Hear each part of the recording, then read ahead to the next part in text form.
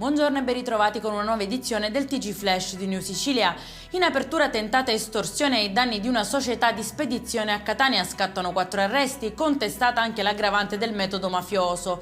I responsabili avrebbero minacciato un dirigente per far ripristinare un appalto sospeso o in alternativa per ottenere un risarcimento economico. Le indagini sono partite dopo la denuncia della vittima.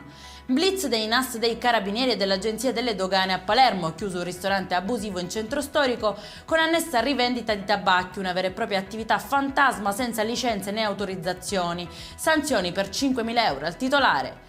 Paura sulla Catania-Messina, dove un camionista ubriaco ha sbandato per chilometri, invadendo la corsia opposta e mettendo a serio rischio l'incolumità degli altri utenti della strada, costretti a manovre di emergenza per evitare collisioni. Bloccato dalla polizia dopo un inseguimento, l'uomo è stato denunciato e gli è stata ritirata anche la patente. Il mezzo, tra l'altro, era anche privo di revisione. Proseguono i controlli nei cantieri edili di Lampedusa, nell'Agrigentino. Denunciate 10 persone e sospese 4 imprese per gravi violazioni sulle norme sulla sicurezza.